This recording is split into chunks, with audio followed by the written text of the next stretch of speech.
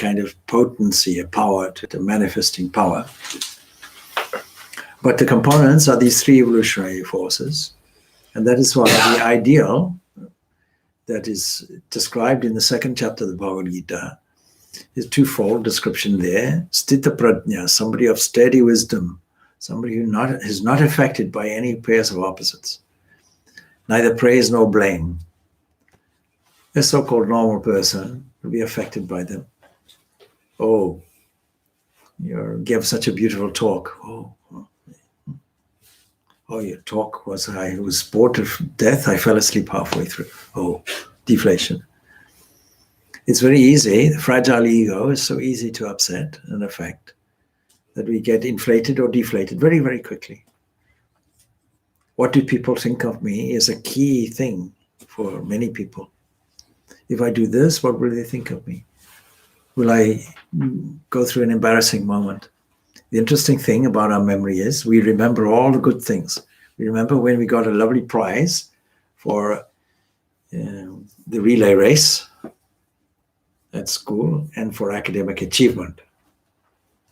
But when we went to collect the prize, we tripped and fell and embarrassed and the whole school laughed. That we forget conveniently.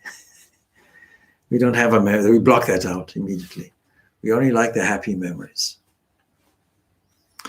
So a balance of mind, sthita prajna, of steady wisdom. Where does the wisdom come from? An eternal alignment, an eternal knowledge and understanding of your own true nature, Atma.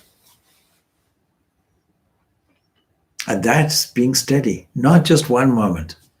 You get a sense of it in meditation, a sense of being. It might be a flash.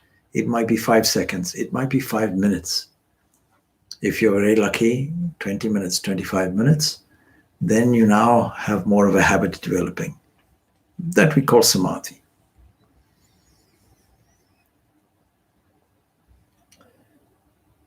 Not being upset by praise and pain, being equal-minded, being philosophical about it. It came, that's okay. It can go, that's okay.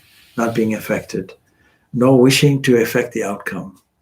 See the famous thing I always say, an old lady on the bus with a face like a gargoyle will not make the bus go far. So I'll start gripping onto the handlebars. Well, make the bus go faster. Gritting your teeth in traffic because you're late. And the entire Irish Roads Department decided to come out and do their roadworks. Or as I was today, not behind one tractor, but that tractor was behind another tractor. And a whole stream of cars going back. And I have a 3 o'clock appointment here. It's easy to get caught up in anxiety. Well, you can make a phone call, as it happened. I made a phone call to somebody. They were able to handle the thing for me. That's okay. I could anticipate I would be late. Then you can relax a little bit. That's fine. All the anxiety is gone. Yeah. So we have all these anxieties, expectations, and affected by all these pairs of opposites. But that's how nature is designed. Nature has to have these opposites. Otherwise, how will it operate? How will an electron operate without a proton, without a positron? How will an atom work without a positively charged proton, a negatively charged electron? How does it happen that there has to be matter and antimatter? We speculate gravity, anti-gravity. Everything must have its partner. Pain must have its partner, pleasure. Good must have its echo of bad. And so it goes on. And so we have there in the Vedas all this eternal struggle between Indra and Vrata going on continuously. See, we have this battle between electrical energy going one way, gravitational energy pulling in the other way. How else will it work? It has to work in this way. But if we are able to transcend that and know that beneath it is a steady platform, something called Atman, in the language of the Gita, not affected. Not affected by what? Not affected by any of the elements. Not affected by, water. Not affected by wetness. Not affected by heat, fire. Not affected by fluidity. Not affected by radiation. You can use that language. nor affected by the wind. So none of these things will touch it. Fire cannot burn it. Water cannot wet it. See, wind cannot dry it. You're mentioning all the things that the whole universe is subject to. Subject to air. When air is stirred up, we have a hurricane or a tornado. It becomes hugely damaging. Before it was nice air. Now it can be whipped up and be hugely destructive. Still you remain calm. On what basis? On the basis that inside is a poised thing called Atman. And that's a kind of home. We can sit and resort to that home anytime we choose, as long as we don't get tied up in what we are not. You can do an exercise that you've done here before. There's somebody in a tremendously stressful, anxious mood. Hey, please go to that door and walk to your chair. Walk. Okay. Who was walking? I was walking. Fine. Now sit down. Now think. Put yourself back there and see a stranger walking and sitting on the chair. Same form as yourself. Same name as yourself. How do you feel? Oh, immediately I feel calm. Why is that? Because you detached from the situation. You sat in a more poised position. You weren't involved in all of that. Well, one method then to get that, two methods are available. One method is to stand there and see that that flowing entity is working through all hands, all arms, all heads, all bodies. In other words, all adapters are equally being used everywhere, including this one. Put it in that position. Or you can put it in another way. What is that? That you can see the divine self in all beings and all beings in the self. This comes out in many passages. We find it there in the Isha Upanishad. We find it there in the Bhagavad Gita, 6th chapter. We find it there in the Katha Upanishad. He who sees all beings and the self in all beings and all beings in the self, equally present. See, all beings, sarva bhutam, all beings, not just men and women and so on, but all beings. And for our purposes, tree is a being too. That's why we reverence all beings. On Friday, an interfaith service is there because of the push toward a green revolution, looking after the environment, making sure that this planet doesn't limp along and have an emergency on its hands. There's not an ecological disaster. Some people say it may be too late. Never mind, we have to have that love for it. But where does it come from? So if I speak on behalf of Vedanta at this meeting, as I will provide a justification for it. What is the justification for it? I'm seeing the self in all beings and all beings in the self. If I think the air is sacred, will I not worship it? If I think the water is sacred, will I not worship it? If I think a leaf on a tree is sacred, will I not look after it? Will I not preserve all these manifestations of trees and flowers and flora and fauna and animals? Will I not love every being equally present?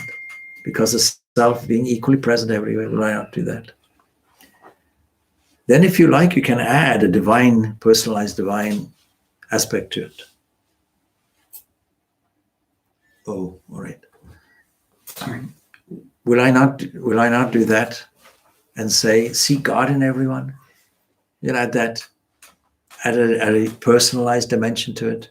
Use the full capacity of your imagination to see that there and worship that. You can easily do it. You can easily see that in a man, there must be some male ideal there, like a Krishna, like a Rama, like a Jesus, like a Buddha, like your guru, your teacher. And then on the other side, you can see, if it's a woman, see the divine mother of the universe. That is why Ramakrishna saw every woman is a manifestation of the divine mother of the universe. Seeing is easy. The language is easy. Feeling it. Feeling the presence as a reality. That's what's required. Not just seeing. Seeing means that, but we can easily misunderstand it, misinterpret it. There's something visual with the eyes or something abstract, some thought about it. No. Imagination to the point of feeling it. But is it not just imagination? Yes. Welcome to your imaginary universe, created from the cosmic mind. Dramatically seen in mythology as Lord Vishnu lying on a cosmic ocean and dreaming this world, this existence. That's what you're referring to. But you see, we are a mixture of the dream and the reality. The dream comprises the objective dream and all the people and places and events and figures and all the adventures going on there and all the various fears. Even a dog has it, chasing something, we don't know what, lying there sleeping, and then the legs are going like this, chasing maybe a cat or a rabbit or whatever, or its own tail twitching a little bit. But still the dreamer is there. You can't separate the dreamer and the dream. Vishnu doing the dreaming, Vishnu is still there. So identify yourself now with the dreamer, not with the dream. Identify yourself with the witness, the knower, the thinker, who observes all these three states of consciousness, waking, dream, and dream and sleep, and remains above them, and who operates within the scope of the gunas, these three evolutionary forces, and is able to transcend them. That comes to the second term. Second term mentioned, first term, Sthita Prajna, second term, Gunatita. The one that transcends these three gunas, these three evolutionary forces. We have the capacity to do that. We have the capacity to transcend any situation also. By learning to shift our attention, it happens automatically. So I mentioned, when was it? Probably on Sunday. So I mentioned the fact that there was a person who declared, oh, I had a beautiful weekend. I sat in a concert. How many hours did you say? 4 hours. I said to that person, what marvelous capacity for concentration you have. You're a master concentrator. He says, really? Yes. What a wonderful meditator you are. But everybody sat there for 4 hours. Yeah. Everybody must have had what a wonderful capacity for concentration. But you see, he didn't feel like concentration. His attention was diverted to something delightful and pleasurable. And then at the end of it, maybe not so pleasant, because all the cars are now in a difficult situation because everybody's going home from the concert. And you shouldn't be in a hurry, but maybe the concert left you in a good mood. During the concert, what became of all your financial problems? What became of the global disasters? What became of all your relationship difficulties? What became of your emotional difficulties? What became of your psychological aberrations and fears and doubts? All suspended for that period of time. So we all have the capacity to do that. If you ask a child when it fell down and grazed its knee, what would we do? Pick the child up, show the moon, the tree, the flowers, and so on and so on. It soon forgets the knee. Diversion of attention, we do very well. We're expert at it. The only thing is we don't divert it in the correct way. When we learn to divert it in the correct way, what do we find? We find we have transcended a number of things. If we can learn to do that habitually and transcend the evolutionary forces that we call gunas, these binding things, these things that restrict our freedom, then we've found our freedom. Our freedom was always there. It was never missing. We just discover it as it is. So this is all related to a question where we can easily confuse Jiva, Atman, God. I introduced God, and see, is there some difference in all these terms? And there is. I mentioned that there were two methods. One, we can jump directly to the top of the mountain. If we have the tremendous energy of concentration, the willpower to do it, the dedication to do it, we can do it. We can achieve everything. Like Hanuman, we can jump over the ocean. Hanuman represents the mind that is now strong, that now has an assertive will, that now has a level of self-control. And in Hanuman's case, it comes from devotion to Rama. That's why Hanuman opens the heart, and there, Rama and Sita is there. See? Do we suspect that there was a creature walking around the heart like that, exposed? Or a Jesus, you see the Irish Sacred Heart of Jesus? Did we suspect that Jesus walked around the Sea of Galilee with his heart exposed? No. Why do we put a picture like that?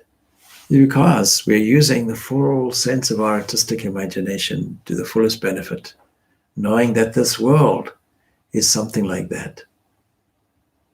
We use the imagination. So we use the guna to deal with the guna. Sattva guna we use to transcend the gunas through a process of purification. Meditation is a purifying thing, purifying the mind continuously, polishing it, refining it, making it shining, making it transparent, keeping it in that condition. Sri Ramakrishna uses the example of always keeping the pot clean. See, always making sure that you don't clean it once. Make sure it's always clean. Of course, gold is no necessity. Gold will always shine. So, Gunatita, this expression, transcending it, and there is the hope for us. There is the hope for us that no effort is ever wasted, and that the jiva as such, which is essentially an eternal portion of God. See how Krishna puts it. An eternal portion of myself comes down and becomes this jiva. Now, when we look at it in that way, we see now a special functionality of it. We see a strength in it. Because every person will have a certain destiny. Since it's a drama where the Lord descends and takes on the characteristics of a jiva, it means that we all have something to do which is specific to ourselves.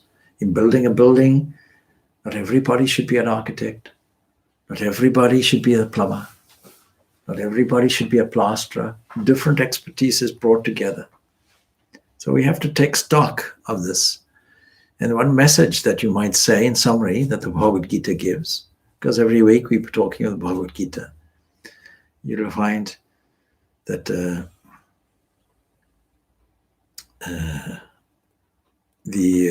whole purport of it is to do your own duty and do it well, to the best of your ability. It's called Swadharma. Don't run away from your duty. It is not everybody's duty to fight a war, fight a battle, or defend society. It is Arjun's duty. It is not everybody's duty to be an accountant. It's not everybody's duty to be a scientist. What is your duty? Your duty is, with all the gifts, with all the specific portion that is taken from divinity. You can imagine that, a portion of myself. Wonderful statement. So that means we can see people as, in a sense, like rainbow colors. Without all the different colors, we don't get the beauty of a rainbow. There's a beauty in it, but there's a functionality in it. It makes everything work. If a clock wants to work, you can't say, we're on an economy drive, you only have one part allocated. It will give you one cogwheel. It'll finish. We're economizing, so we'll allocate you, and it doesn't work. At least two have to be there, then three, then four, and the whole mechanism comes together. And there has to be an external frame. And in one of these wind-up clocks that, have these pendulums with it, requires pendulums also. It requires dials, it requires hands, and so on. Every part is useful. Now, look at this. Supposing this world is one big body, one big machine working with different parts. But in this case, it's the body of the Lord of the universe. The universe himself is the Lord. That's the meaning of Vishnu. Vishnu, the one that pervades everywhere and can be found everywhere. Mythologically giving 3 strides, the one of 3 long strides. That is, in 3 strides, covering the whole of the universe on an individual microcosmic level, 3 states of consciousness: waking, dream, dreamless sleep. And then on a broader perspective, the observable universe.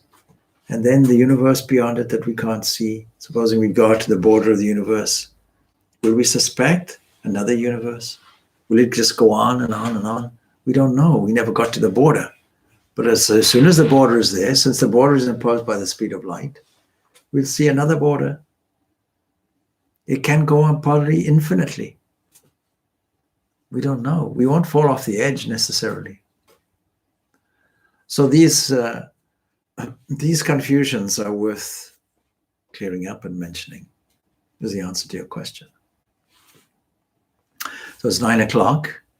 And since we didn't really pick up the Bhagavad Gita, we'll do that now very briefly with one stanza that we'll pick up for next week. So we were on chapter 4.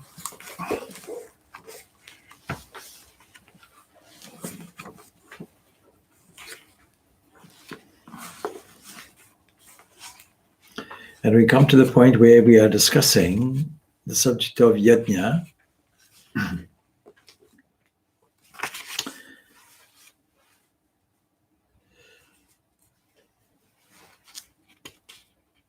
There's a passage here.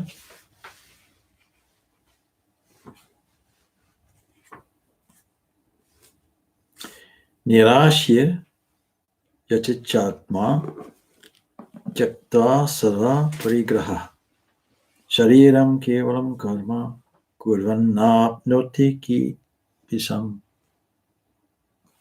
Hoping for nothing. Imagine. You can now take stock. You make things practical. Is there something I'm hoping for?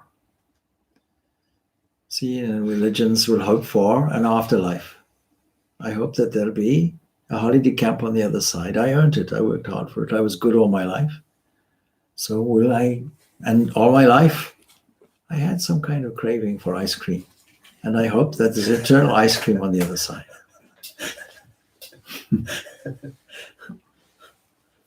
So hoping for this life and hoping for the other life. No, if you hope for nothing, in other words, if you have no expectation, you have no anxiety. Remain calm. So hoping for naught, his mind and self-controlled, having abandoned all possessions, self-control, deliberately steering your attention in chosen ways. What is meditation? Taking your attention and compiling a number of adventures, using the full capacity of your imagination and stirring it with a kind of inner commentary towards something that gives greater joy, a greater sense of unity, until finally a kind of suspension of everything. Everything now gets highlighted in an atmosphere of bliss. Having abandoned all possessions, can you abandon all your possessions happily? Probably not. Can you abandon your attachment to the possessions? That's what it's meant. You abandon all your attachment to it. Performing action, karma, by the body alone, he incurs no sin. The body that's walking is the body that's talking, is the body that's working, is the body that's doing this and that. I've dissociated from myself. No longer think that I am this body or that I am this mind. Because if I am this mind, how will I control it? If I am the car, how will I drive it? That's the dilemma. Of course, karma, most of our karma, being self-orientated and self-centered, egocentric activity, is classified as a kind of sin. What is sin? Egocentric activity. Tuning things in a wrong way, with a wrong understanding, missing the fact of my own nature. And what are they What are these so-called sins comprised of? Desire. And what does desire do? It creates expectation and creates a lack of fulfillment, because I can never quench all my desires. The more I quench them, the more they come. And the more they come, the more desperately I yearn for them. So how will the bodily sustenance be kept if I have no thought, if I have no material possessions? If that is to be read as gospel truth, then how will I even sustain myself? How will I eat? How will I earn a living? So that important question comes up. So we can't leave it there. Yatracha labha samstutsto dvandvatito vimatsaraha samasida asito cha kudvapi na nibadyate. Content with what he obtains without effort. Effortlessly it comes. See how Jesus puts it. The lilies of the field are clothed, the birds of the air are fed. They don't constantly pray, please feed me, please feed me. Seemingly, they go about their daily business. So whatever you obtain without effort, how will you obtain something without effort? Well, because the movement of thought and the faith you have will provide the corresponding condensed means on the other side, or condensed effects on the other side. Free from the pairs of opposites. Not pulled this way or that. It's hot, it's cold, it's this or that. Somebody praised me, somebody blamed me. I have a desire on one side and fear on the other. These are pairs of opposites. Without envy, I wish I had that, I wish I had that. Or this person was born under a lucky star. I would be fine. Only two problems. What is that? I was never born under a lucky star. And what else? But if I was, see, but and if. If I was born under lucky star, things would be fine. But it never happened. Balanced in success or failure. That's why we study the Enneagram and all these personalities. Everybody has their own desire and their own fear. The fear is the opposite of the desire. One type of personality wants to be seen to be successful, wants to be successful in everything and avoid failure. And everybody has that tug of war going on. Drawn to a high value on the one side and avoiding something on the other side. Though acting is not bound. Devoid of all these things, he still acts. You wouldn't suspect anything. Still works at the job. Still drives in the traffic. Still raises the children. But it understands through the power of discernment, power of faith, power of grace, understands all these things are separate. These belong to the world of gunas. So they are not bound even though they act. It's egoism that prompts the action-bound man to exert himself for the procurement of bodily needs. Leave it up. God knows what he's doing. Then why don't I sit there and just let God's grace rain on me and I'll get fed and so on and so forth. I don't have to do anything. Maybe something like a lazy person sitting. Now you see there's a story that I'll tell, which I've told many times before. So if you heard it before, you have to bear with me. Right now, there are terrible, terrible floods in Kerala. Over 300 dead last time I saw. And also many displaced, many thousands displaced. But anyhow, in Africa, we also get it. So I'll use an example of Mozambique. And there's a man of tremendous faith there. So he has no option because the water has come up to his door, then come up to his windows and come up to his roof and nowhere to stand. Everything else like a lake and the water so deep. His only option is to stand on the roof. But he's a religious man. He believes in God. So he prays to God, Lord, please save me. And he's happy that it'll happen. Him and his whole family on the roof. Then a motorboat comes along with some people in yellow jackets already there, rescue team. Come aboard. No. God will save me. What kind of person? Please, come on board. No. I'm happy here. God will save me. The boat goes away. And these people shaking their heads. We may come back later. Maybe he's changed his mind. When it's up to the tiniest, square inch, maybe he'll change his mind. But no. And the boat is busy rescuing other people, but fortunately, there's a helicopter comes. They lower a ladder. Come on. No. All right, God will save me. Of course, the whole family perishes. It's an unhappy tale.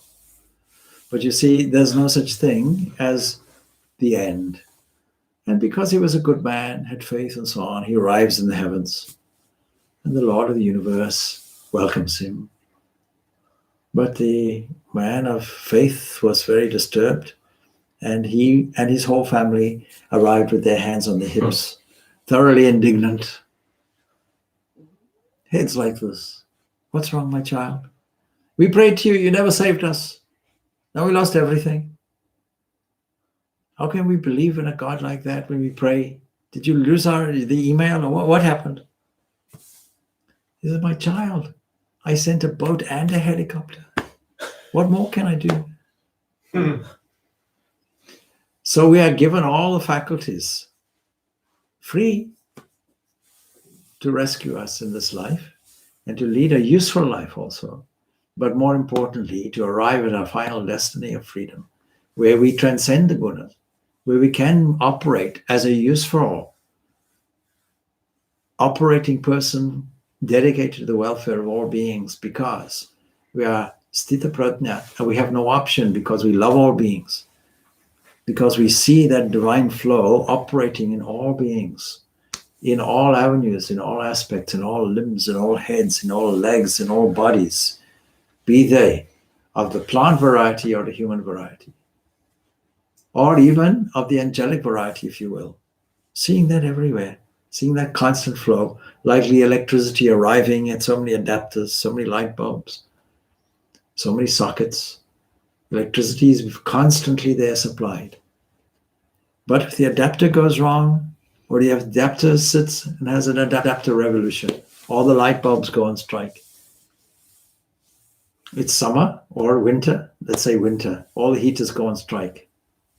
The pilots only go on strike in tourist season. So like that, in the winter season, all the heating appliances go on strike. But the electrical current sits there patiently waiting.